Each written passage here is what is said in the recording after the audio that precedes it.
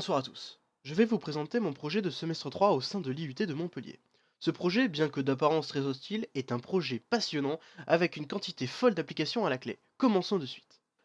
L'Internet des objets est le domaine d'Internet qui s'applique aux objets connectés. Et puisqu'on aura tous bientôt une montre connectée, un PC portable connecté, des lunettes connectées, une maison connectée, un frigo connecté, etc., il est nécessaire de comprendre comment se connecte chaque élément entre eux. Pour cela, on utilise une adresse IP. Ici, c'est de l'IPv6.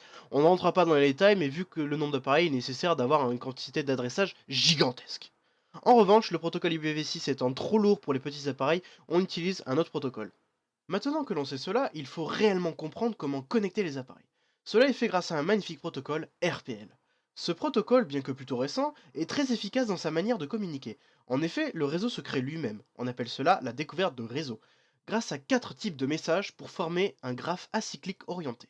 Les DIO, de DAG Information Object. Ces messages sont utilisés lors de la construction du réseau. Ils sont issus du bord de routeur et transportent les paramètres nécessaires à la mise en place du DAG. Ces paramètres sont la fonction objectif et la métrique qui seront utilisés dans ce réseau. Les paramètres ne sont définis que par le bord de routeur et les nœuds du réseau ne servant que de relais, c'est-à-dire transmettre le message sans modification. Les DIS, de DAG Information Sollicitation, ces messages sont utilisés par les nœuds qui doivent rejoindre le réseau ou qui nécessitent des informations de configuration plus récentes. Dès qu'un nœud reçoit un message DIS, il répond à l'envoyeur du message par un message DIO qui a reçu du bord de routeur. Les DAO, de DAG Advertisement Object, ces messages sont utilisés pour connaître les routes à destination du bord de routeur. Ils sont envoyés directement à celui-ci quand le réseau fonctionne en non-storing mode, sinon en storing mode, ils sont envoyés au parent. Ce message a besoin d'un équipement du destinataire, DAO ACK.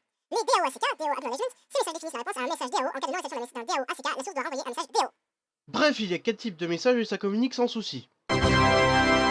Maintenant que l'on sait que ça communique entre eux et qu'on a tout compris, j'espère, eh bien on peut s'amuser à changer des paramètres.